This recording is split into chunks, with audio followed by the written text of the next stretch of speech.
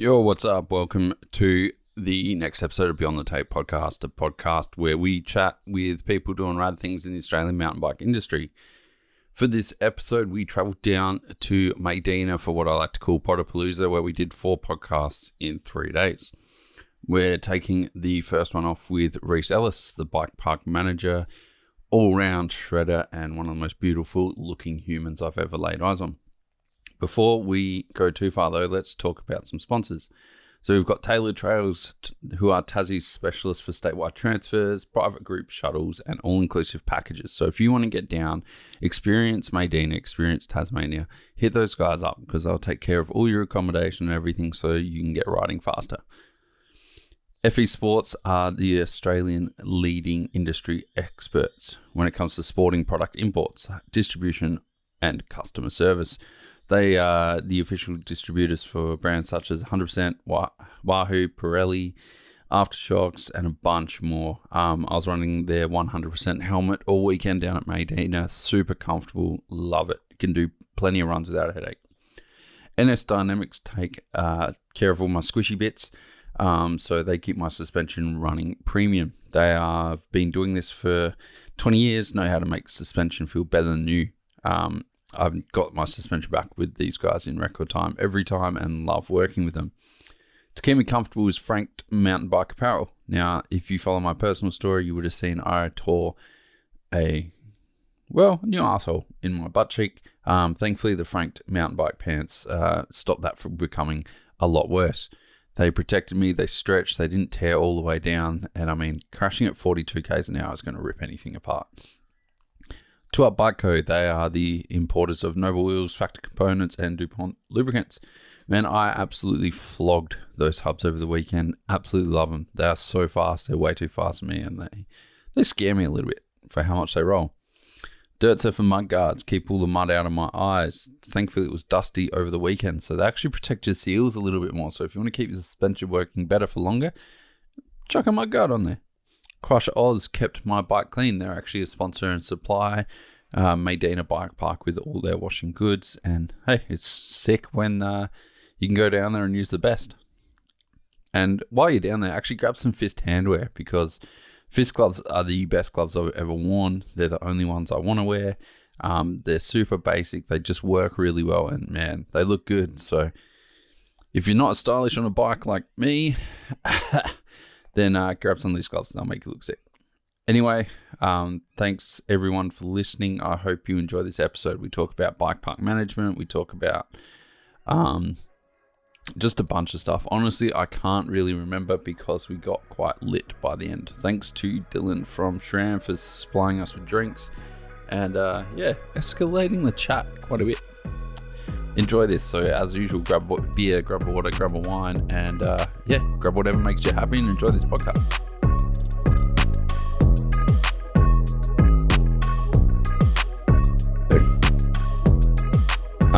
Cool. Can I just get you to chat into the test again? Test, check. Yeah, cool. Rad. Well, Rhys Ellis, welcome to the podcast. Thanks for coming on. Thanks, man. Thanks for having me. Thanks for taking the time out of your busy day and having a few beers to jump on. Pretty easy one to convince me on. Yeah. Actually, yeah. For those who don't know, you're the manager of Maydena Bike Park, right? Like, what's your kind of job title and what do you do? Job title. Technically, I'm the general manager of Maydena Bike Park, but I feel like that's a really intense label for looking after a bike park. I was about to say, it doesn't seem like anyone here has like an actual job title of such. They just do their thing. Well, that's it. And because everyone does so many things, like everyone has driven a shuttle or whatever, put a Band-Aid on somebody. So, like everyone's kind of all things. So all sharing around.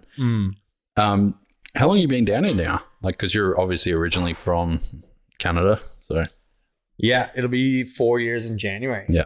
So we're Australia Day, the park opened. I got here about a month before that, and it's just been go ever since. I can't believe I might just move this mic. Yeah. Just so it's facing there. Is that better? Yeah. Sure. Because you're talking to me, so it's not talking across it. Oh, get comfortable. Here we go. Yeah, so I can't believe it's been 4 years. Like, it didn't seem like it was that long ago that it opened. No, not at all. I stumbled across one of the old trail maps the other day. Yeah. And it was like 4 arterial trails and then like the bottom stuff that's still here. But I actually kind of tripped out. So I was like, it doesn't even feel like that feels so recent, but so long ago at the same time. Yeah. Because it's changed that much that quickly. Yeah. But yeah, it's cool. How many trails are there now? Like 75 or something like that? Or we're running 70 plus. I actually don't know exactly the number, but we just, and you punch in like links for races and new bits and that. So what constitutes a trail? And then, so there's, over 70. It's like over 100 Ks now. So it's a lot. That's a lot for the hill. Like I did a lunch run this morning and I forgot how long it was, like 7 Ks from the top to the bottom. Like, and that was 20 minutes of riding pretty slow. And it was downhill the whole way. It's so epic. Yeah. That's funny that you say that because it feels super long, but then at the same time, quick. Like when you ride it, you're like, oh, I did 7 Ks of descending. And then all of a sudden you're at the bottom. But it's long, but it's fast. So it just like happens quickly. And you're always paying attention. Like there's no spot like on any trail where you kind of just relax. It just seems real. You can't. Yeah, you can't. That's good. So let's talk a little bit about how you actually got to this spot. When did you start riding? Like how long have you been riding a bike for? I just started riding. So I grew up around Jasper, a place called Hinton in Alberta, which is like northern Alberta, on the edge of the Rockies, like opposite side of BC. So when I moved there, I started riding. I think it would have been 12. Okay. 18 years ish, 19 years almost. Yeah. And then, I lucked out super hard because I moved from there a bit south to Calgary, where they had a bike park in the town at Canada Olympic Park, where they had the Olympics in '88. Okay. And so they had like summer camps, and it was this super small hill, but like rad little local zone right in the city with a chairlift. So it was super, super cool and like dream summer job for me when I was 16. And then, I got a job as a bike instructor there. I actually didn't get hired on the first go. Because I was quite young. Yeah. And then I guess this dude who was hired instead of me broke his, like somehow I think he broke both arms or both collarbones or something. And they were like, we need you. And I was like, sign me up, let's go. And one of those funny moments that I guess I lucked into. And then I worked there for, it would have been almost 10 years doing bike programs, teaching. Yeah. And luckily set me on path to here in a really roundabout way. That's like a long time to be working in a park, like 10 years from 16. Like that's pretty unheard of, right? Or was it? Yeah, there was a couple of us that did it for a really long time, like a few of us, but it was just so fun. And it was only because the season in Canada is so short, relatively, I guess. But, that was my summer holidays job from high school. Okay. So I'd be like only there for 2 months full time. So it was like 10 years, but sort of seasonally for 10 years. And then I did some snowboard coaching and stuff there in the winters. And it was super cool gig. What was it about like the coaching that drew you to that? It seems like most people that age want to go the pro route, like the pro rider route. Or are you trying to chase both? A little bit. And the coaching was a way that I could always be on my bike trying to sort of chase the pro route, and like did some slopestyle stuff and was doing dirt jump competitions and things like while I was teaching. So that was like the job to pay for the biking, but then I could still be on a bike and I coached the coolest kids. So we would be still like, I had this program called the Free Ride Program. Yep. It was literally about like riding bike parks and having fun. Was the whole coaching program. The premise of this program was like, all right, this summer we're going to hit like all the best bike parks in BC. And if you want to go faster, I'll try to teach you to go faster. If you want to do like tables, we'll talk about that. So it was just like 6 or 8 kids that were just stoked on riding, and it was super chill. And we just went on all these rad trips and that's so good. Learned a bit about bike riding, hopefully. The learning was like almost second to just getting stoked and riding. Well, that's it. And that, that was always, I think, the takeaway. Like you can be the best coach ever, but if you keep people in mountain biking, keeping them riding and stoked, that's the goal. Like, there's no point in breaking someone with all this like super tech info and then them being like, that was overwhelming. I don't want to do this anymore. That was way too hard to understand. You mentioned you chased the slopestyle dream out. Like that would have been primo, like slopestyle dirt jump competition time, right? Like 2006-ish? Yeah. So I finished high school in 2009. So that was like, 2006 to 2012 was like when I was going real hard at it.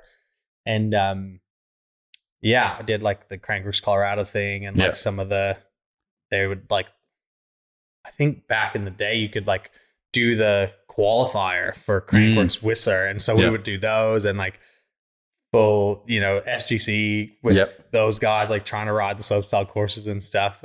So yeah, we had a crack.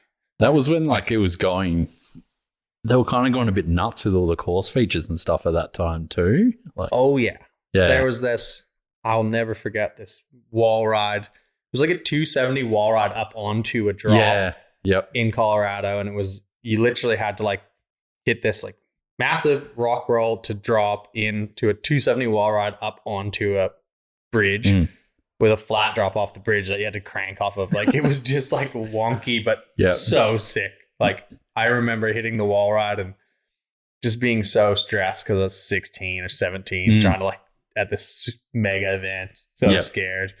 I was like rolling tires off because I was leaning so hard too early. For the wall ride to try to get into it because it was vert. And I was like so scared that I was leaning really early and like washing out up the lip and stuff. That's next level. Kooky. They had like open loops and like some really weird stuff. Like, and then Whistler used to have 3 lines, I think, 2 or 3 lines down the hill. There was there was like the drop off to the left, and then you could have that like big step down to huge double. And those courses were sick though. Like I almost wish we could go back and see what those guys now can do on those courses. Emil would just go nuts. Well, but I wonder too, like, can you imagine Emil jumping onto that triple teeter-totter that they had? No. You remember? He was like, what? Teet. You had to step up to like teet down. And it's like, what trick are you going to do off that? It was like just a gimmicky kind of television style feature, right? Well, that's it. That's when slopestyle is almost like a carnival. It was like, woo, bridges and like all this stuff. Yeah. And now it's just like ultra dialed and crazy. They train for it. They would have to. Yeah, they're like gymnasts. They weren't hungover trying to ride it on the day type thing. I reckon there's a few of those guys who are a bit hungover still, but I like it. Power to them. Yeah, to do that hungover is insane. I can't even imagine how. Some of those guys are next level. How'd your slopestyle career kind of go? Was it long lived or? It wasn't particularly long lived. No. Yeah. Look, it was fun. It was really cool. And I always loved like getting into when I was really, really little, like 3, I loved gymnastics and like doing flips and that kind of thing. Yeah, okay. You're right. And we had a few fun ones, like local events that went pretty well. So I was like super into it. But I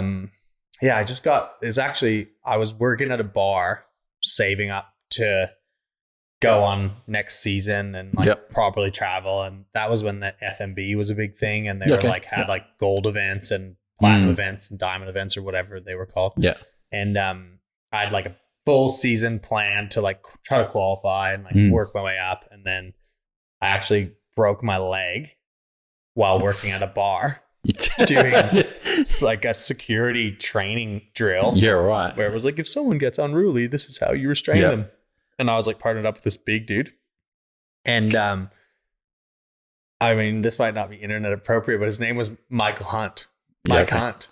Yep. That was his name. No word of a lie. Yeah, right. And he fell backwards onto me while we were like doing this thing and like spiral fractured my tib fib. Oh, dude.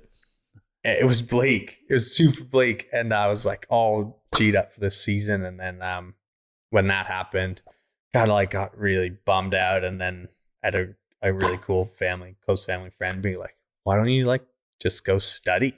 Yeah, right. And I was like, I can't. Like, I don't want to give up the dream. And da. She's like, hey, just so you know, you mountain bike in the summer, school's in the winter. You probably could do both if you wanted. I was like, oh yeah. It sounds really obvious when you say it like that. When you actually think about it a little bit. Yeah, but when you're 19 or whatever, you just don't think like that. So yeah, I ended up going to university and studied coaching and at uni. They have coaching courses at uni, like so there's a sports science thing. Cool. So like a lot of exercise physiology and biomechanics, and basically the degree is called pedagogy and leadership, so like how people learn physical movement. Basically. Yeah, sick. Yeah, that sounds like a really interesting course to kind of get into. So fun, so fun. And our classes were like, all right, we're going to play this game and talk about how at different ages you develop these types of motor skills. So this is how you would teach like a 6-year-old how to, like dribble while they run or whatever. Yeah, it was super cool. Really, really fun. Were you able to apply that easily to the mountain bike coaching, or is it? Well, I was super, super lucky because at the same time I was doing my degree, I was running a race program full time. So similarly, when I broke my leg, I was still doing all the coaching stuff. Yeah. And I was kind of like, how do I make mountain biking a full-time job? I'm not good enough to be a pro. What do I got to do? So I kind of went the businessy route, and it was like, if I get X amount of kids for X amount of dollars, that's an annual salary for me. And I'll just coach them for a year at a time. Yeah.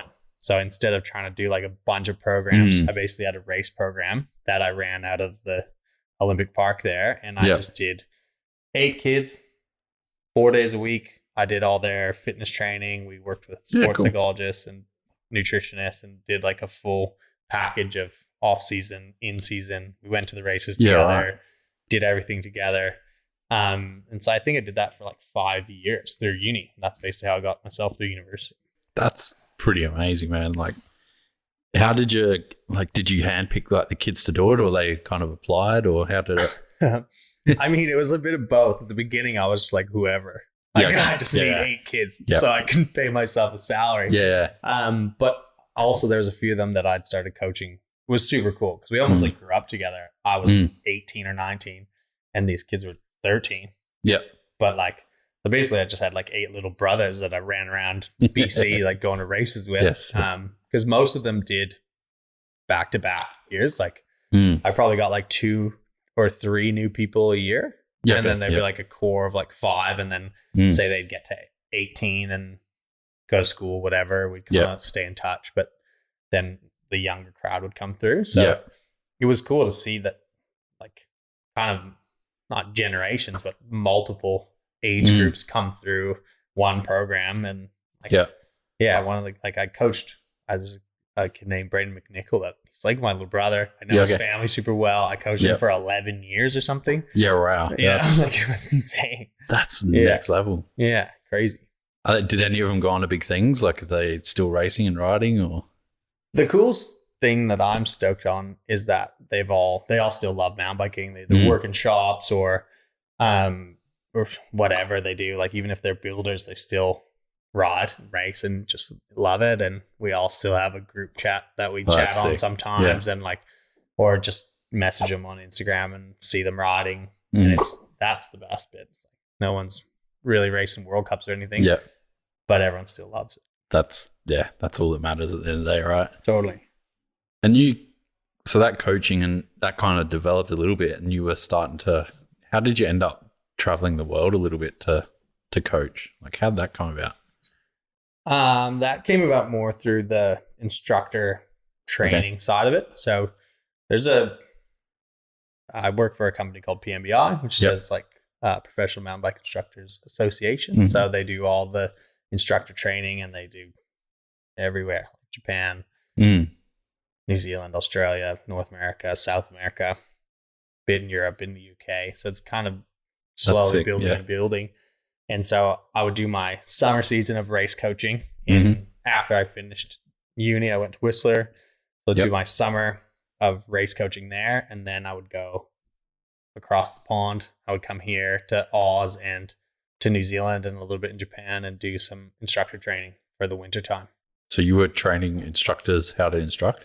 Teaching people how to teach. How's it going from like 8-year-old to 13-year-old kids to teaching adults how to teach people? The kids are easier.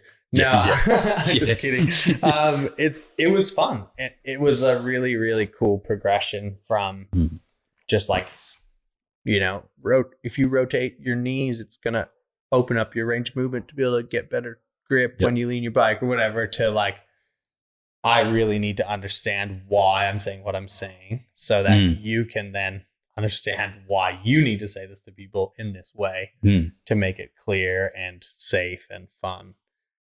So it kind of was just like a next progression in understanding how we do what we do on a mountain bike. And I just got super nerdy about it. And I love it. Like just thinking about so how you say a phrase to somebody can change their whole riding experience, Yeah, I mean, like I've talked to mates or talked to people that have started riding and wouldn't consider myself a coach or anything, but you can definitely tell certain people respond differently to certain ways of saying it, and explaining it makes it such a big difference. 100%. Yeah. And then having the plan too, right? Like even just talking to, I did a course last week and talking to some of them about just like, hey, knowing what you're going to say next means you don't have to say as much now, and you can just give them the little bit at a time and drip feed the information. So it's simple. There's a lot going on when you're on a bike. Yeah. You don't need like 80,000 other things to think about. Like you said at the beginning, right? Like it happened and went fast, and I was top and I was at the bottom, and you don't have a time to relax. Was the same thing. That's imagine then if you're like way more beginner, you definitely don't have time to relax. So I can't be like, think about these 8 different things and expect anyone to do it. You need the thousands of micro adjustments your body's doing by itself, and you're trying to totally trying to make sense of all that. So you're still, even though you're like the general manager here, you're still teaching courses for BIA. Yeah, and that's been like a super cool overlap where I can still do a bit of stuff with those guys and hired a bunch of my crew on the course. So we get to certify. I think you're chatting with Laura soon, and a bunch of our young crew who are just getting into the bike world. They can come work at Maydena, get a qualification, do a course, and then start teaching here and learning from people. Like some of our instructors have been doing it for years, and then we can do, they can do all. Oh no! Shit. Dylan from Shrams is bringing goodies. Thanks, mate. You're an angel. little angel in a Raiders hat. Oh no! Oh, shit. Loves to give a good impression, old Dylan. Thanks. Good value. So yeah, it's cool. It's cool to be able to do both and take some of the stuff I used to do and apply it now and help, start giving other people a platform if they want to teach or they want to coach or they want to work in the bike world.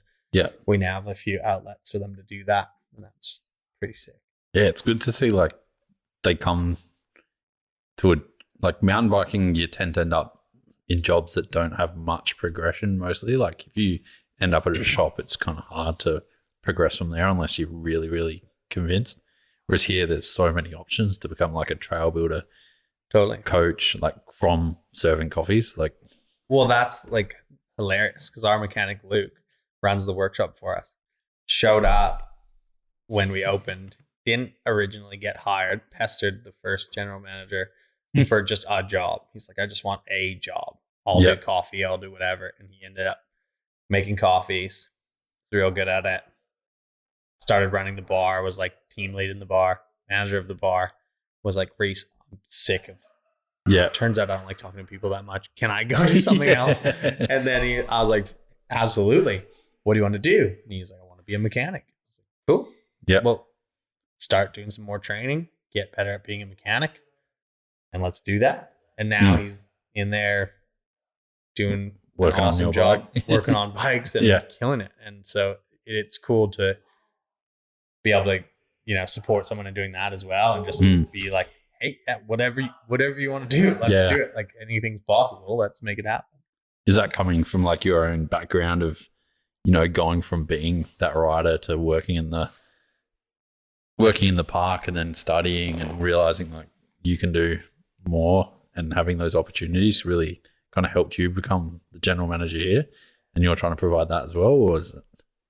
I mean, I think so. Yeah. Maybe let's say I thought it out that much for sure. Yeah. But also, man, like just being a part of this place from the beginning was such a learning experience. I feel like I got another degree by accident, just in bike park and everything that, I never expected to have to be worrying about, margins on groceries for a cafe, for example. Like I didn't ever think that's something I would care about.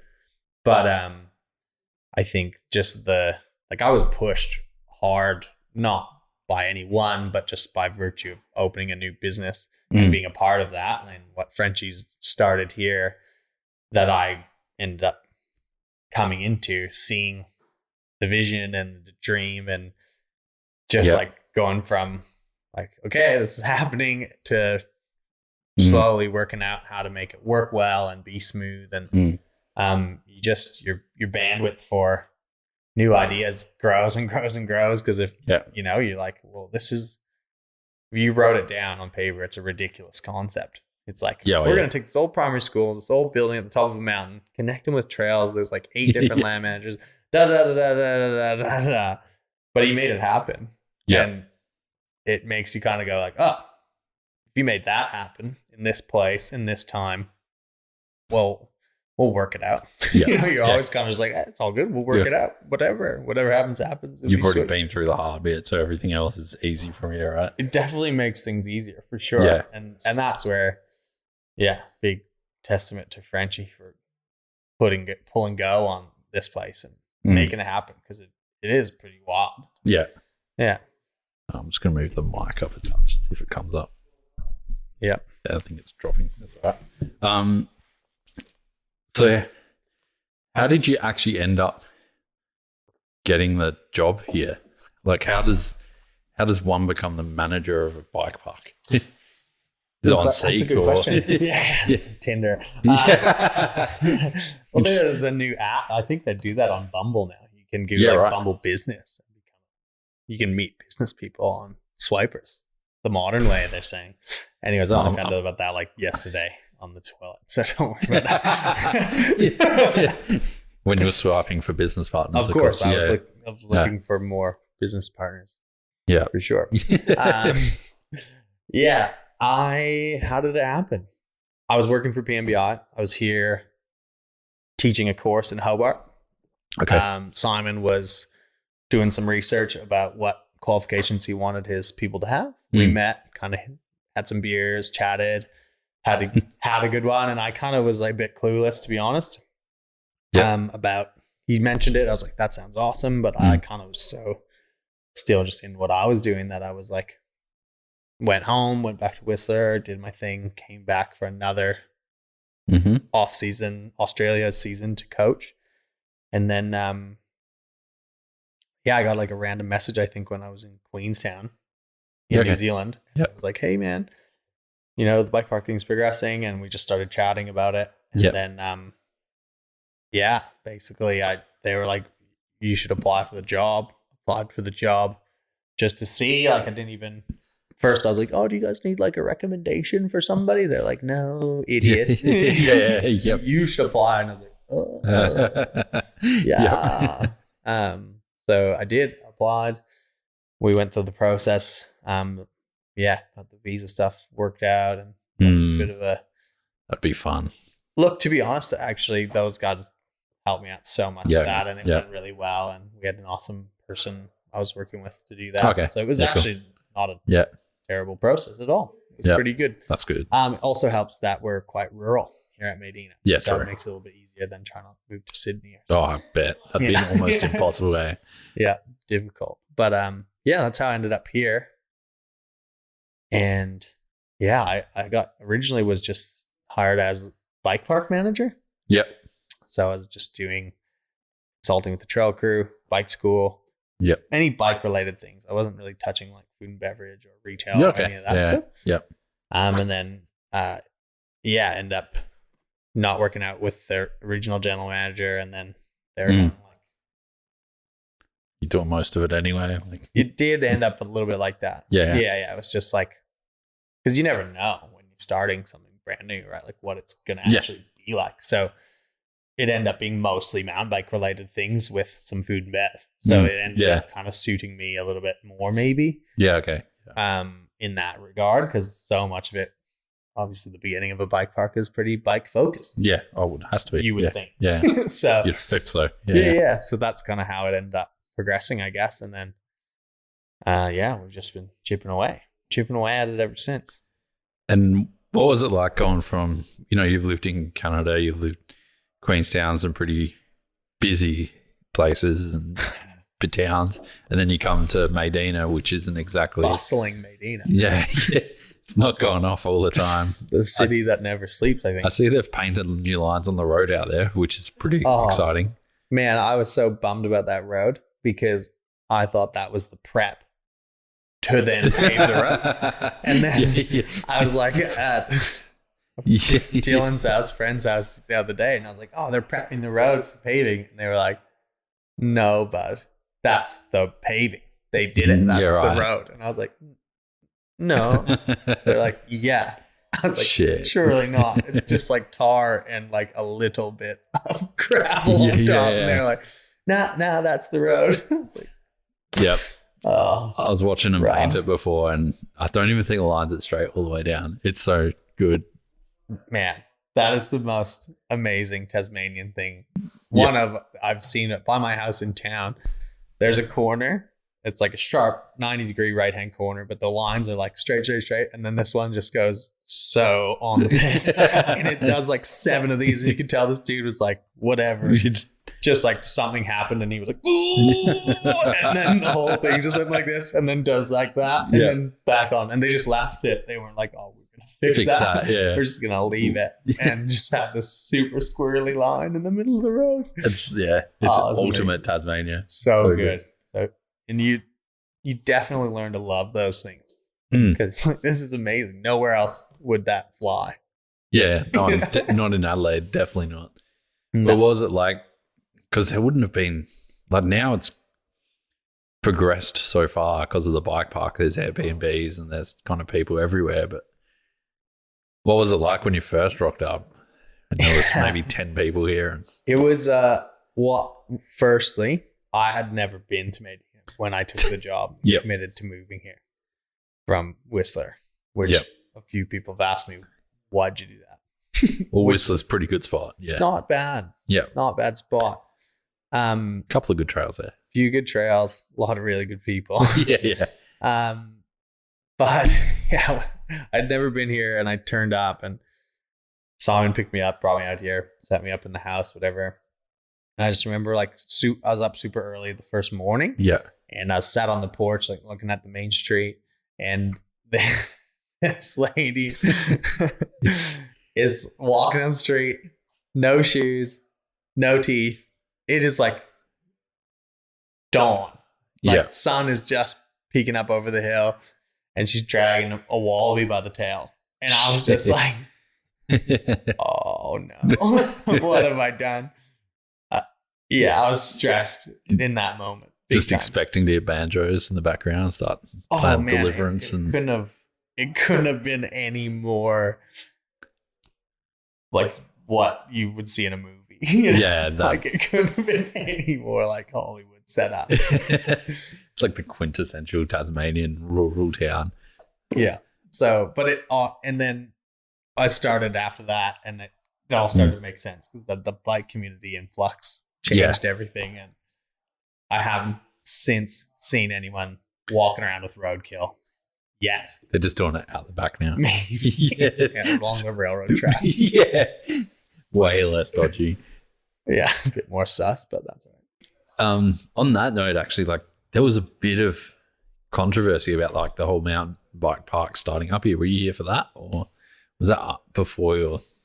I mean, it's been the same everywhere, right? Like when they opened Derby, the same stuff happened. And then, it's just one of those things where you just want to try to be empathetic to the people that are here and understand where they're coming from and chat to them and go to the community meetings and see everybody and put in the FaceTime to understand. I was like, I'm just trying to have fun on bikes. We're actually not, most mountain bikers pretty cool. Yeah. Turns out. Not bad. Yep. Yeah. So it's like, and pretty understanding.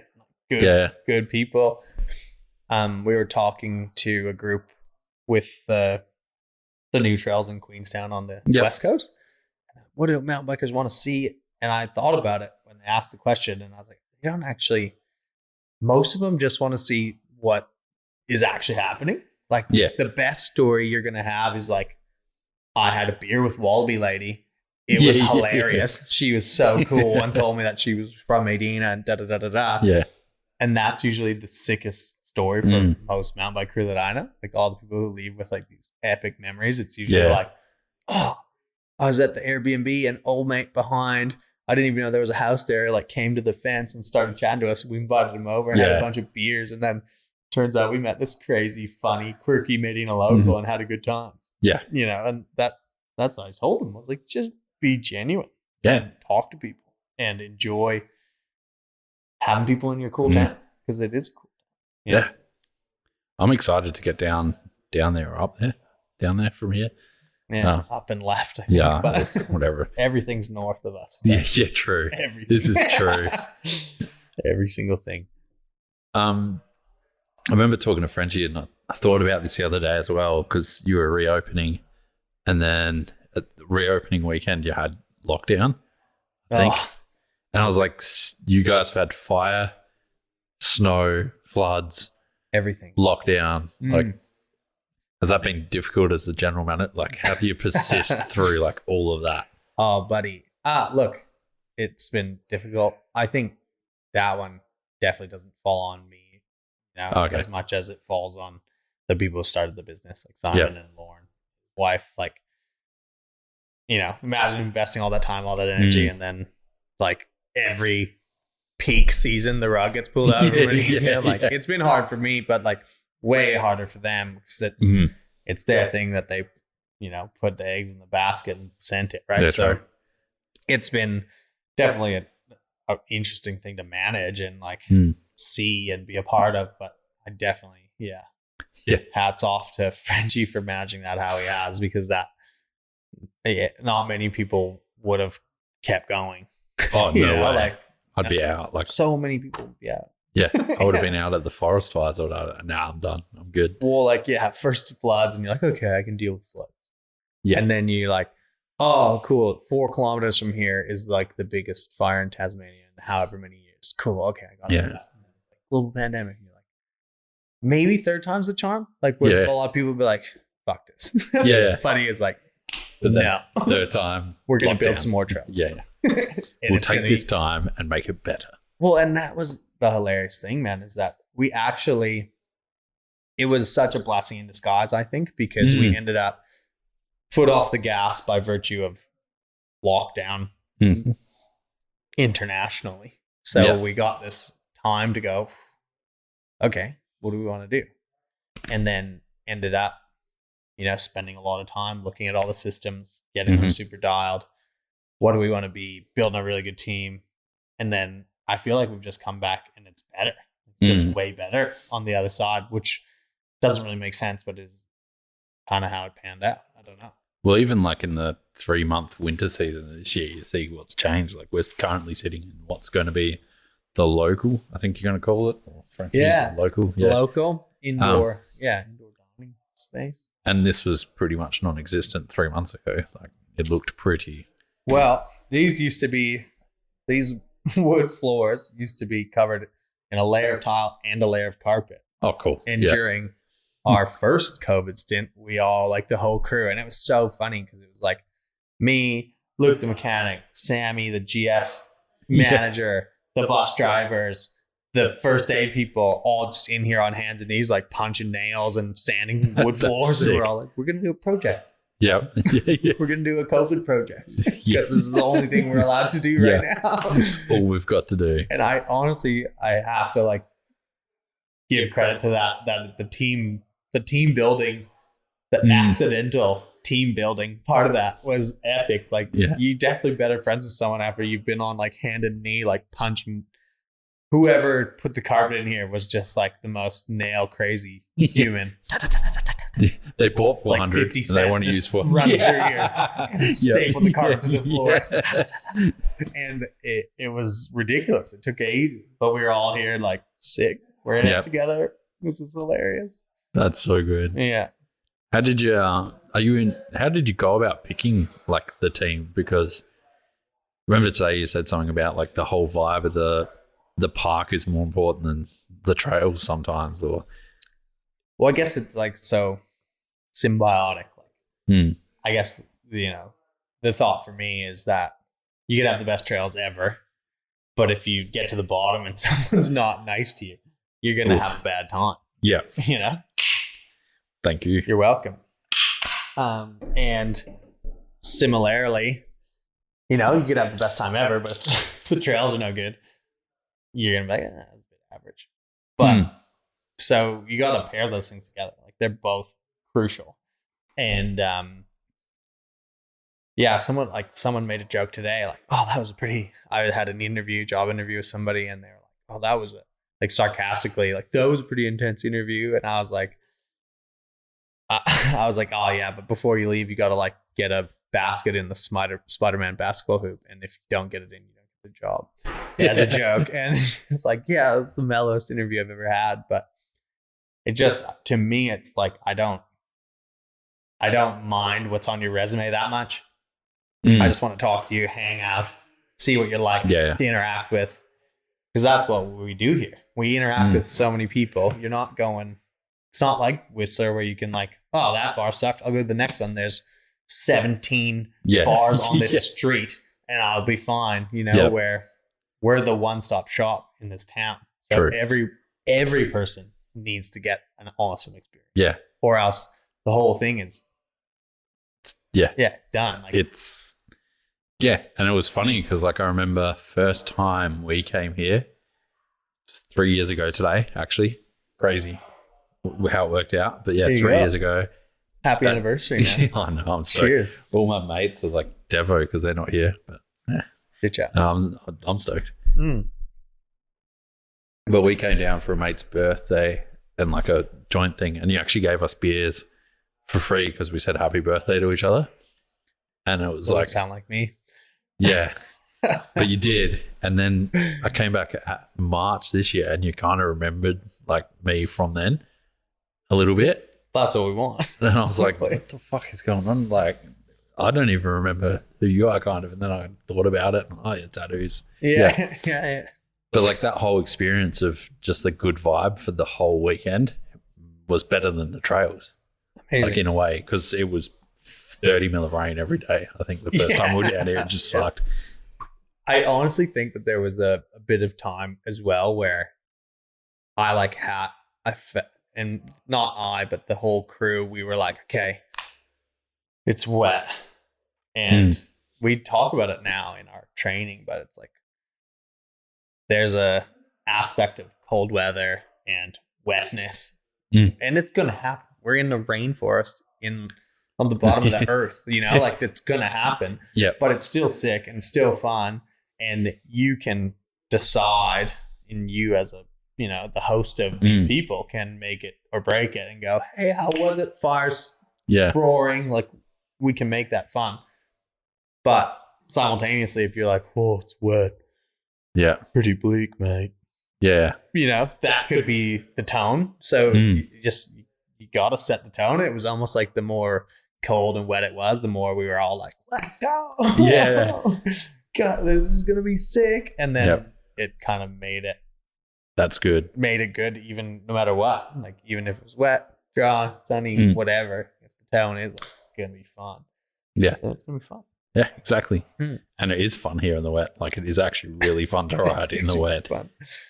You go about half the speed, but it's just as dangerous. Like, yeah, it's so good.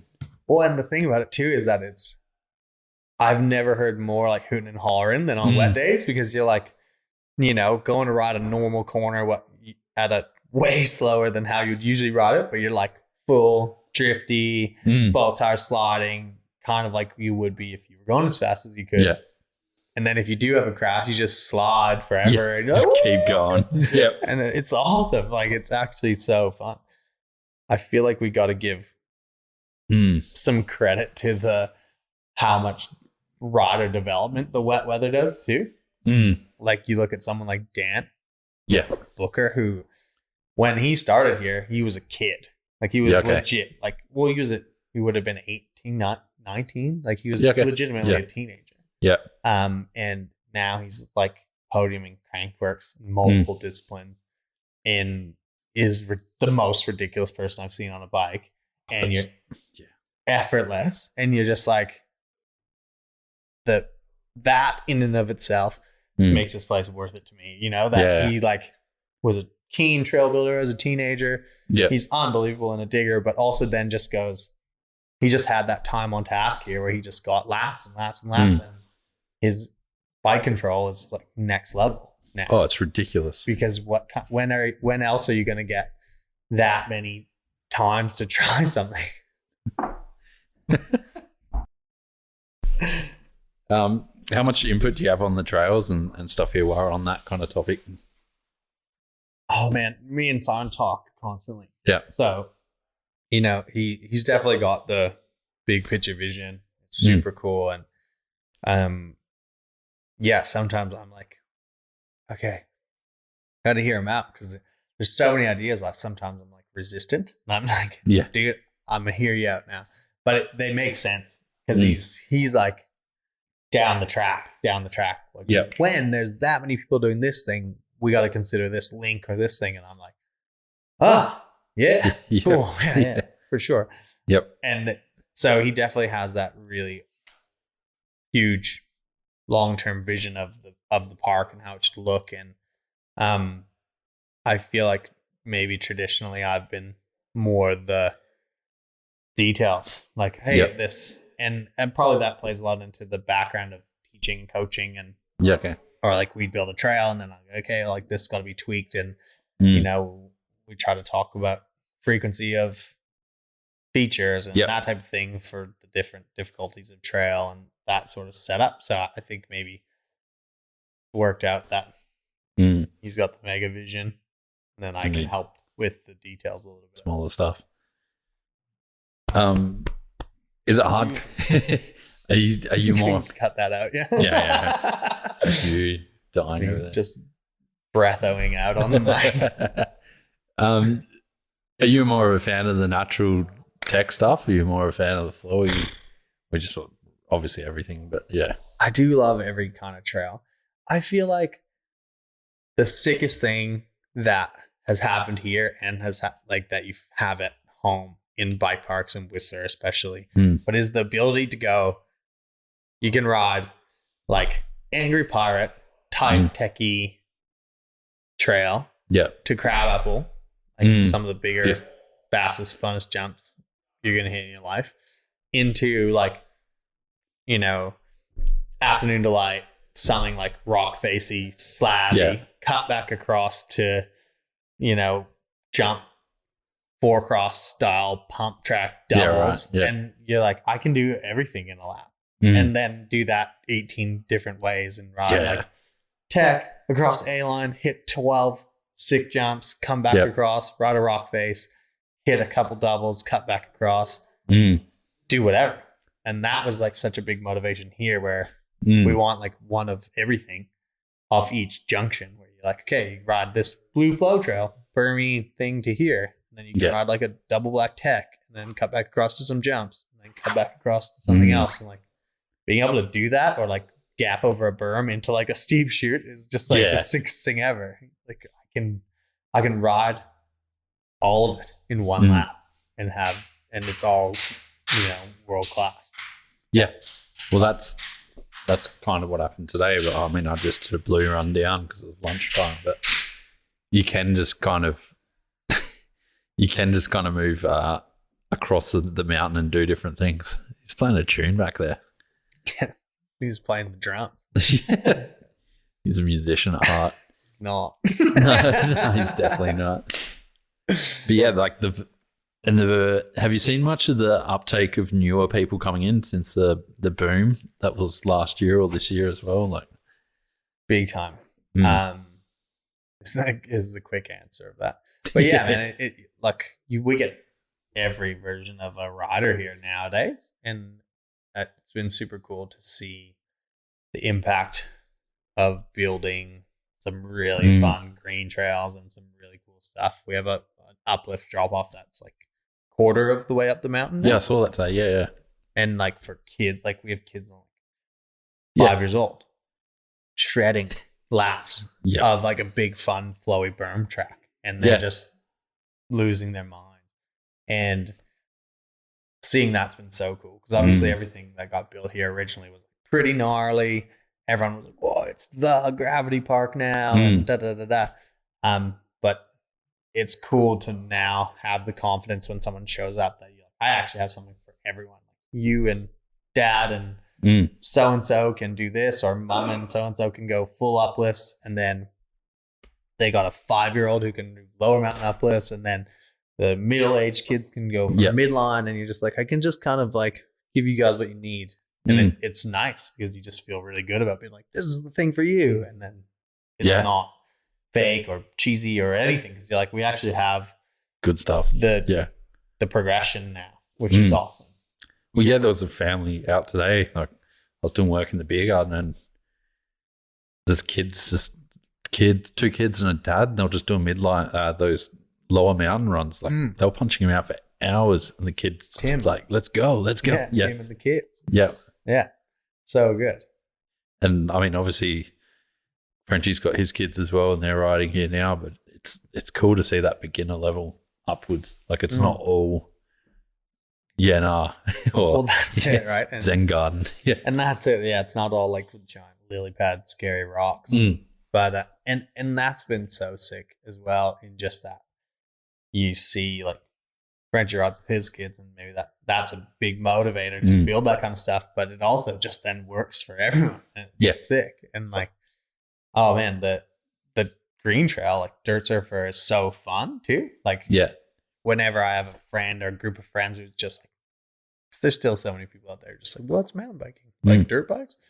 Yeah. No, not quite. With that throttle, right? It's kind of like that, but without the engine. What would you? Yeah. But they come out and they want to try it. So you're like, cool, we'll take you on this trail. And every single time they ride a berm for the first time, and they're like, oh. Yep. You're like, yeah, it is. Yeah. I know that. Yeah, like, this is what we've been saying for years. Yeah. But they love it. And now that's why I think it's becoming like quite mainstream and popular. Because people are like, oh my God, it's kind of like going to the ski hill, or it's kind of like going to, any sort of fun tourist attraction. Like you're going to go to Wet and Wild. You're like, exactly. Or I could go to the bike park and have my own roller coaster and have a roller coaster ride. Like a real life, little bit more risky version. And it's no longer just 20-foot skinnies and 270 wall rides.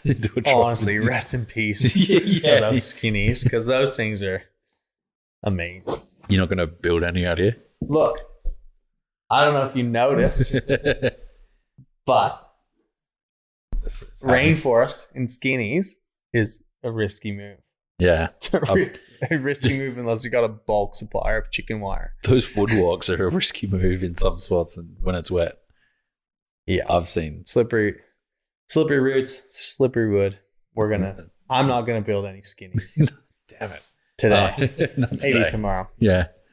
We'll move on to some event stuff, because you're not going to build skinnies. Moving on from the skinnies. You've ruined my life because you're not building skinnies now. You had nationals here last year. Did. That was a sick event, by the way. Thanks, it was fun. That was really good. That was coming back from COVID, and everyone was stoked to be here. First one, yeah. I was so nervous there because I was like, oh my God, first event back. Yep. They were fired amped. up. Yeah. And I think that added to it as well. But then, like, you were supposed to have the EWS, and that got postponed. Yeah. And you replaced it with this gnarly, crazy idea. Who's like the 3 tracks, as many as runs as you want over 3 days. Enduro Jam. Yeah, that was we were like, oh well, this has been postponed. So many people hit us up and we're like, oh, we booked, we're coming. Like, is there anything happening? Let's come up with a thing. And it was sort of like a brainchild conversation, but French and I were chatting. I was like, why don't we just do like the best events in my young riding life were jams. Like jump jam was the funnest thing ever. Yeah. So it was like, you just ride jumps for an hour, do whatever. And like, at, you know, whatever the classic amount, like we're just feeding off each other. Yeah. But like, it's like that. And you just see someone do something crazy. So you get super excited and you do something crazy. And that makes it so fun. And I was like, those are my favorite events to do when I was young. And even now, like going to a jump jam, it's just the most fun thing. So it's like, how do we mix jump jam and enduro, which is probably like, not probably, it's the most popular form of racing now, right? Oh, so you're like, 100%. How do we mix these things together? Like favorite format. And I love racing enduro. So I was like, let's do those together, where we're probably one of the few places definitely in the country, but maybe in the world, that can host 9 different fucking awesome tracks in 3 days. And you go 3 stages a day for 3 days, 9 different stages, total time over 9 stages over 3 days. Fuck. But you don't have to climb because it's a jam. So you ride the shuttle, go try to do, say you could do like 1 or 2 race runs in a lap here. So then you do 2 timed runs in 1 lap. Come down, lodge your times, get back on the bus, go try to beat your time. And then you imagine you got like a live leaderboard with like, all right, stage 1, stage 2, stage 3. They all say Jack Moore at the top. But like, everyone else is like, real here. Oh, Sam's coming down. Yeah, well, don't tell Sam I said that. No. But you know, you got these guys who are doing it, and you're like, and that whole crew's coming down, so it's going to be ridiculous.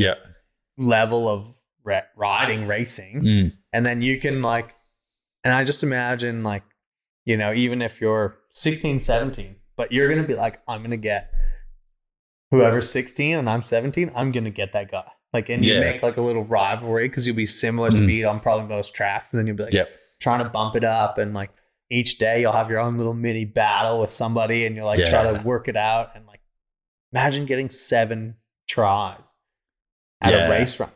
Because the other thing about that is every person knows that feeling when you get to the bottom of a race run and you're like, if I didn't mistime that one pump or like that one double or whatever, I would have won. You know? Like everyone's like, I would have won. I'm 4 seconds back, but I was 4 seconds back, but if I hit that one like pump and doubled the thing, I would have made 4 seconds, bro. And then you're like, cool. Story of my life. Prove it. You know, and now you can just like go again. And that was the whole motivation of it. It was like, let's just make the funnest race format possible. That's so good. I think it's gonna be good, man. I'm stoked. I think it's gonna be really, really fun. It's a lot of riding in 3 days. And that's it's gonna be a different type of enduro. Like imagine you're like 6th lap on the 3rd day after you've done whatever that is, 20 some laps. Yeah. Which I know is a lot. That I forgot like how long and steep it is, like just today, because I came into it real eager and went real hard, and then about 5 minutes in, I'm like, oh, it doesn't actually stop now. No. And then when you realize, you're like, oh, if I do 11 laps, that's Everest. Jeez, that's pretty far. You did that, right? Like we did 16 in a day.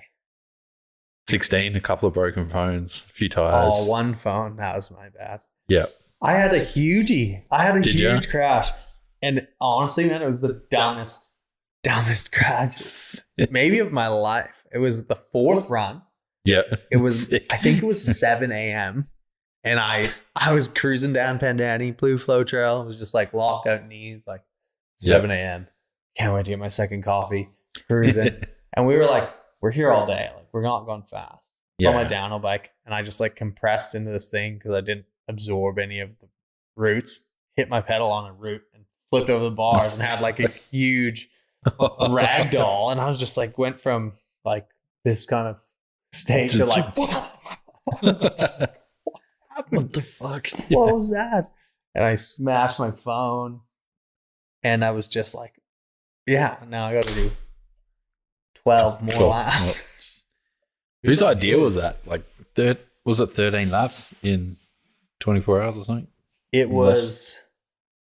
It came to be because so Tim Blair is one of our regular riders here, guests here, him and his family, and Tim has a foundation called the Tim Blair Run for Kids Foundation, where they've made an insane impact on children's cancer in Tasmania. Yeah, right. So basically, they've donated over $500,000 to just get equipment and support families and individuals who need it to be able to stay in Tassie and get the best care they can get. Sick.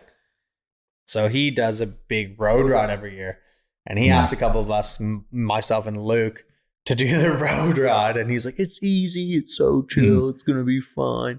And then it was like the worst day of my life. Not actually, but it was really hard. There was like a 35-kilometer headwind. We had to ride 180 Ks on a road bike. I've been on a road bike like 4 times in my life. And I was just like, this is going to be horrible. Yep. And it was rough. And like a bunch of people pulled out. We ended up making the day. And it was super fun. It was such a good thing. But that kind of inspired a conversation. And it was Frenchie's idea. He's like, why don't we do like a opposite of that and just see how much vert we can do, or like how many laps of the park we can do in. We just picked a random time where like daylight is ish 15 hours. Let's just see how many laps we can do. And we'll like raise some awareness, raise some money. And it was cool, man. It went really, really well. I think we ended up being able to give them $8,000 for the foundation. That's and sick. Yep. We did 16 laps in 15 hours. Nearly all of us. It was so funny. Like together it was like, yeah, sick, we're a team. This is awesome. And then you get to this point after lap 11 where you're just like, go guys, see at the bottom. Yeah. Right. Good luck, Frenchie. Hopefully you make it. Good luck, Tim. Hopefully you make it. They're like, good luck, Rhys. Hopefully you make it. And we're all just like over it. You're still like, we're doing the thing. We're doing the challenge. So you do it. And then, it's so fun. So fun. And how long did it take you to ride again after that day? Well, I think I rode the next day. Yeah, right. I had to teach. I was coaching the next day. And I was coaching like a bunch of little frothy kids who were like, let's go on this. And I was like, ouch. And we ended up having to do like, I did like 200 meters of climbing, like a mellow amount of climbing. But I was just like, every extension of my leg, I was like, ouch. So it was good. It was really good. Yeah. Worth it. Even 5 runs here is enough, like to cook some people, most people. 13 that's a lot though. But you think about like 5 runs, each run's 7 Ks. You did 35 kilometers of descending. You know, you did 4,000 meters. Yeah. Right? So you're like, true. Okay. When you put it like that. Yeah. 2.5 hours roughly for most people. Like it's a fair bit of riding. And then when you compare that to like some of the epics that you do, which are epic, but then you're like, I rode for 4 hours, but we did, 2 hours, 700 meters of climbing, 800 meters of descending. Yeah. You're like, okay, huge. Like you're doing 4,000 meters of descending compared to like, you're like, okay. Yeah. It makes sense why it's so hard. Yeah. Because it is. Exactly. Yeah. Is it going to be a climb trail to the top one day? Good question. I don't know. I'm going to have to leave you hanging on that one. I have no idea. I don't know. It's something have you climbed a midline recently? No. It's hard. Is it? I'm going to have to try it. It's like 400 meters of, it's a big hill and it's a steep hill. So it's like 400 meters of climbing to get to halfway. Yeah. And we've done climbs up the green descents and stuff for certain events and things like that. And you can do it and you can climb up the road. You can't when we're open, but you could. You know what I mean? Yeah. Like you could climb up the road, but it's just like That would suck. It's hard. It's super good training. Yeah. I used to do it if I was going to do an EWS, I guess I'm going to do road climbs. Yep. But yeah, it's hard, and I don't know that many people would be that into it. Like if There'd be a few. There'd be for sure. Yeah. I'd like to give it a go once. What are you doing tomorrow? Not doing the whole thing tomorrow. I think we're going to the summit. But Are we? morning summit climb. Oh, I don't think that's happening. That's definitely not happening. It's my weekend. Yeah. What better thing to do on a weekend than go for a bike ride with your friend? With a shuttle, maybe. It's starting at 9:30. Yeah. Yeah. I was going to say.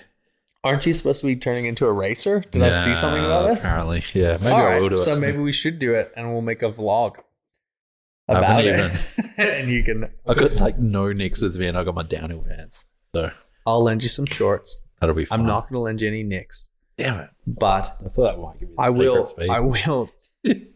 I'll take you up there. You can do it. We'll do a thing. Could happen. All right, We'll we'll see. see. To Yeah. be confirmed. I'll be surprised if you wake up at 6. Don't drag me into this. Yeah. I've done worse things at 6 a.m.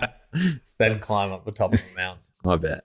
Are you looking forward to nationals next year after the one that's just gone? Like, what's in the plans and what's in the works for that? Looking forward is such a loaded question.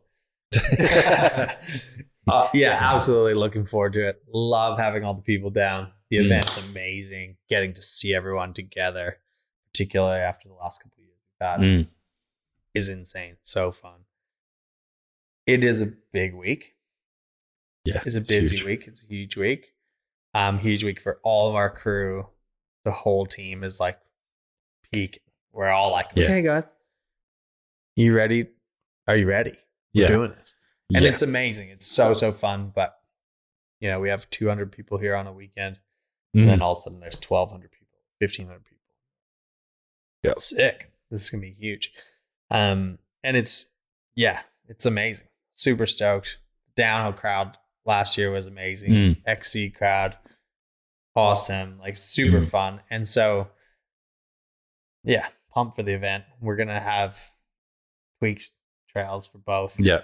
Tweak tracks for both.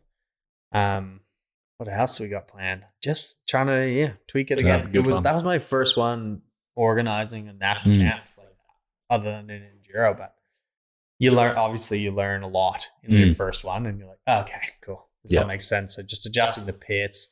We'll get some bands coming and like trying to make it a bit more. And particularly last year was so intense because it was like go, no go, go, no go, go, no go. Yeah. And then it was go, but everything was restricted. Rental cars were half Good luck. because you couldn't get one. There wasn't like live music, and standing drinking wasn't allowed. So we were like managing all these COVID protocols. And so to be honest, I think that was probably the biggest restricting factor last year. Right. It was like we had to have like limited numbers in each zone of the hill. So it was like you could only have like 100 people there, 50 people here, 45 people there, 20 people there, 3 people there. Yeah, right. So you had to have like a zoned off, and you had to have a person monitoring it. So we had volunteers who were like, oh, hey, you two over there, please. And like, so it was just a lot. And a mountain bike event to that size is already huge, let alone trying to manage person capacities in this fenced off area. You know, so it's almost impossible. Yeah. So it'll be cool. Who knows what it'll be like this year, but it's going to be super fun. And we'll have a bit more bandwidth to focus on the fun stuff, do the cool things, get some bands, get some things going. And not that didn't happen last time anyways, but it'll just be easier to know people are coming. We can plan pretty confidently that it's going to go ahead. So that'll just make it way less stressful. At any minute could this event get canceled, basically? Like true. Even like 4 days before, we were like, because I remember there was some outbreak somewhere, and there was a whole thing about it, and we were like, is it going to get canned like 2 days before, and everyone's going to have to turn around? you know? And luckily it didn't, obviously. Yeah. But it just, anything could happen. I think I remember it going up in the air and I was like, oh man, not again. Not again. Yeah, I remember also seeing Jacob come back to the house at one point. He's just like, I just made 250 coffees. And I'm fucked. And I'm like, yeah, you guys have worked hard. So massive shout out to those guys. Oh, dude, the crew that pulled through for that event was ridiculous. Like, you scale up your operation from 200 to 1,200 6 times with not many more staff. Like, okay, I guess we're doing it. Like the safety team, the retail crew, like the workshop, everything, man, was just like everyone was like, hey, hectic. We're on. And but just nailed it. Like there was no dramas. It was just good. It was just really, really fun. And could never have asked more than what everyone pulled through on that one, for sure. I'm still never going to forget seeing RF falling asleep on the start line of the cross country. Like just holding a camera, just dozing off as he goes through. Does love a nap though. Oh, he does. He was asleep when I got into the house last night. If you gave him a couch in any, like you could give him a couch in front of the biggest speaker at like a Metallica or Disturbed or Slayer concert, and he would be asleep. As long as there was a couch and he had 3 Cooper's Pails, he's asleep. Yep. And that's, as far as I'm concerned, a superpower. Yeah, true. It's unbelievable. Yeah. There's a dog barking near me earlier when I was trying to take a nap, and I woke up. Yeah. Kubo. Stitch up. Yeah. Might start wrapping things up as we're getting close. I guess, like, what advice would you have to any juniors that want to make it in the mountain bike industry, no matter kind of whether we want to be an instructor or the general manager of a bike park? Oh, intense. Make it. What a strong couple of words. No, I'm just kidding. Do well. Dude, perseverance, I think, would probably be the only word. I think that you just gotta love it. I love mountain biking more today than I ever have in my life. It's the best thing ever. I just get so stoked about it, and that's all you got to do. Just trust that and have fun. Love mountain biking. If you want to keep doing it, keep doing it. If you want to do something else, do something else. Yeah. You know, like it's not, I don't think we're redesigning the wheel. Just no pun intended on that one, but like just I literally all I did to become a manager of a bike park was every single decision I made, I was like, how can I keep riding my bike? And that was it. So just do that. Just keep riding your bike, keep having fun. Everyone's got a cool skill set in some variety or some shape or form. So your skill set will shine through in the bike industry, whether you're a photographer, you're good at cleaning stuff, or you're really good at push-ups, like whatever. Like there's going to be some need for your skill set in the bike industry because it's becoming big enough that anybody can be a part of it. True. You know, like yourself, RF, anyone has different skill set where whether you're computer engineer, bike engineer, you have a degree in accounting. People need that in the bike industry as well. You know, whether you can pour a beer, that's needed in the bike. Are you really Definitely good at coffee?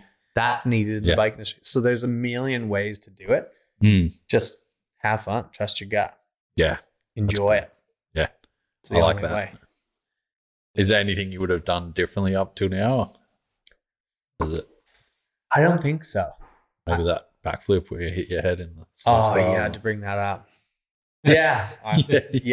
Look, I would have went faster on that one. I definitely would have gone quicker if I could relive that moment. Okay, so there's 2 parts to that, right? Part 1, when you're dropping into that event, you're like up in the trees on this scary rock, and so you don't know what anyone else has done in their run. So you don't have any barometer for like how big do I got to go to make it into the finals. And I had no idea. So I was like, okay.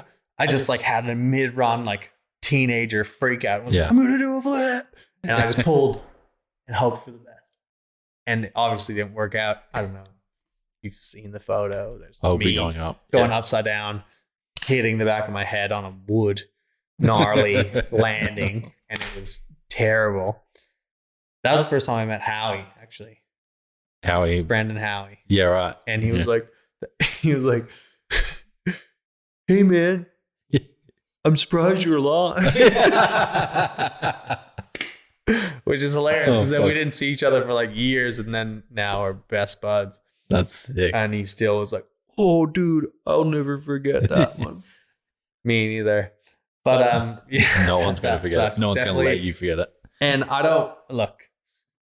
I wouldn't have done it again. That's probably my biggest mountain bike regret, really. I would have just done like a X-up maybe, or like a 1 footer or something, or just jumped up and made it the whole way. Would have been a huge win. But yeah, no, that was pretty embarrassing. Yeah, pretty embarrassing moment. Nothing like lying in a ditch upside down, looking at a jumbotron of yourself lying in the ditch upside down, and he was like, "Oh yeah, cool, man." Podcast guy of Australia, and wouldn't go that far. I might go there. What current challenges are you getting involved with? Because you've been doing become a racer. I wouldn't say I'm a racer. So I was maybe a little bit high on some codeine. Codeine of all things. Yeah, or oxycodone or whatever it was after my surgery. And I've got 6 weeks sitting with my arm in a cast because I've just had some stuff out. I've got 6 weeks of leg day. What can I do to do something to get me like motivated? Pedal. Yeah, like pedal, do heaps of squats. And I'm like, well, Nationals was fun to watch. Maybe it'd be cool to race it because I rode the track. Are you going to race it this year? Yeah. That's happening? Can I please sign up to be your coach? Sean's already coaching me for the... Well, there you go. Yeah. Maybe I'll have to find an athlete and we can race you guys. I heard Lockie McKillop wants to race it. Lachlan? Yeah. All right. This is a shout out to Lockie, though. Will you be my athlete? And can we put money on it? It's easy money. Vote for Lockie. Put money on Lockie. We got to have both. It's got to be motivating for you guys both. Well, Josh Carlson actually messaged me today. He's like, dude, I've dropped 2.5 kilos. Like, what are you at? How did he find 2.5 kilos to drop? I'm like, man, I feel like this is a rigged kind of thing here. It's like the only 2.5 kilos Josh Carlson has to lose is like sweat, maybe trim his beard, maybe just get himself a and then maybe just like take a big shit. And then that's it. But like he's so fit. Yeah. He's a machine. I've never been more tired in my life. Me and Josh and I were trying to film a e-bike video, and he's like fucking just sprinting up all this shit. And I'm just there like I have my thing on turbo, like full turbo mode, just trying to like bunny hop into uphill berms, and he's just like, wow. And he's an incredible bike handler.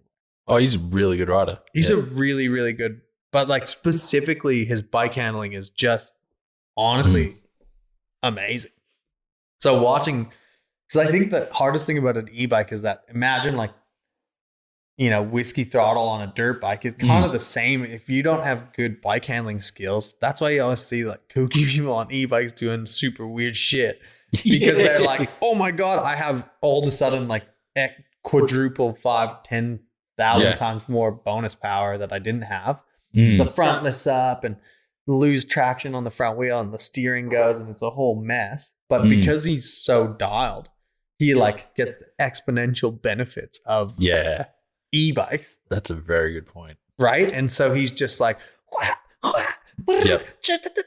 uphill, and you're like, those are downhill sounds. Why are you doing downhill sounds uphill? This is so difficult. And I was just trying to be like, okay, I got this, like aerobic capacity. through the roof. Like, and it was super cool to watch though. Yeah, I've seen some of his like Instagram climbs of him like up those steep rocky stuff, and he just makes it look like nothing. And I think people discredit it because it's e-bike, and they're like, "Oh, well, the power is from the motor," and you're like, "Yep, Yeah, but ever watched a dude flip out on a pit bike trying to like one of those climbing hill climb dirt bikes? That's the same thing, man. Yeah. Like if you've not done a steep climb on an e-bike in turbo, you can flip over easy. And so it's max risk, max reward. Like if you nail it, it's super sick. If you don't nail it, you're really not nailing it, and it's ugly. It's real ugly. So he just nails it, which is awesome.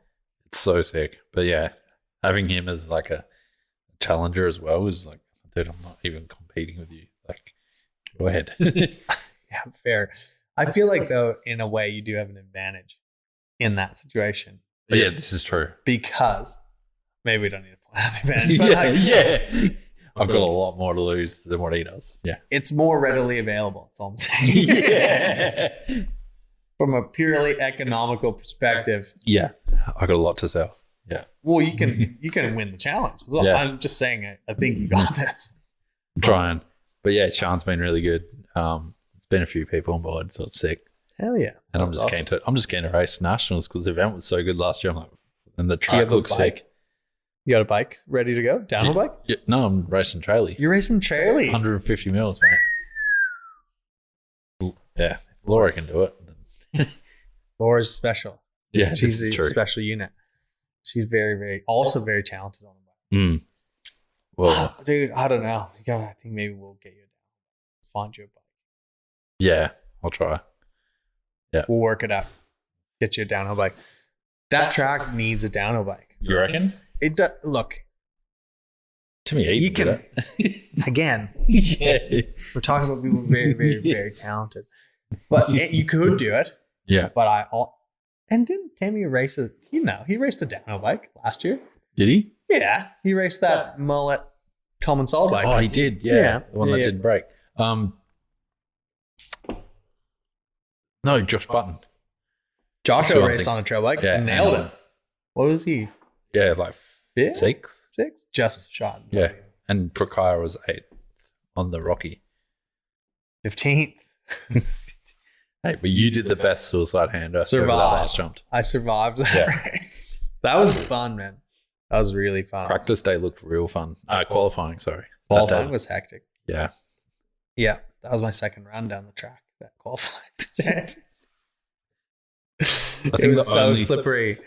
The only time I saw you on track, all I hear is bang, and you just when the tire, I forgot. You just completely ripped it off. Oh, I totally forgot about that because you're doing something for RF, but you did it at the corner before or something. I was supposed to film something. We were like trying to get marketing content. I blew it, ripped off my tire. Literally, yeah. That was good. That does happen. Yeah, but in my defense, too fun of a track. Yeah. And had no business having that much fun at that pace. That was an amazing track. It is an amazing track. Yeah, it's good times. Let's wrap this up. So let's do it. Just drink more. What do you use to get motivated if you're kind of in a spot where you don't want to get up in the morning or don't want to do something? And do you have any music or anything that you do to get motivated, or you just naturally pumped all the time? It's a good question. I think I'm trying to give you the real answer. Most of the time, I'm usually pretty psyched when I wake up, to be honest. I get pretty stoked. There's something about, and on the days where you're really not motivated, it's usually when someone's hungover or like the whole crew is a bit rough. And I think for me, there's like something about when everyone's feeling shit is like the best motivator to get everyone G'd up again. And I'm like, come on, let's go. So I think that would be my one get psyched mix would be that, like seeing someone undeniably hurting. And going, let's go, and like getting them fired up to survive is what gets me up. That's so good. Because I'm sure it happens weekly around here. No, never. Only at national champs. There's maybe 2 or 3 nights a year where that happens. Yeah, I thought so. Yeah. Maybe not. Who knows? I heard RF sober now. Is he? Yeah. He should have told me. Yeah. I think he did a sober November or October. What would you call like 1/3 of a month? Yes. Sober Nov. Yeah. He didn't even get to the November. He just got to like, I did sober. And that was it. And then he just went, fuck it. Drinking's way more fun than not drinking. Which, to his credit, it's not incorrect. Hard to argue with that. Yeah, he's wrong. That's an amazing note to end on. Perfect. Cheers, dude. Thanks for having me. Thanks for the chat. It was fun. It's always fun. We'll speak soon.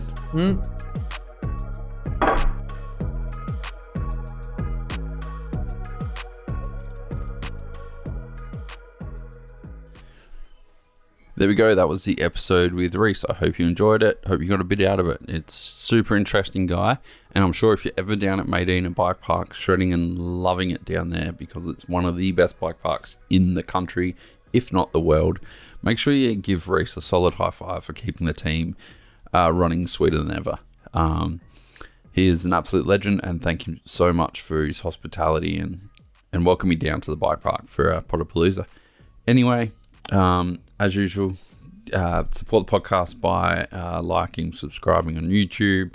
Head over to iTunes, give it a bit of a review, send me feedback on Instagram, tell your dog, tell your nana, tell your neighbor, tell that guy you walk past on the street, share the podcast around, and let's help this thing grow.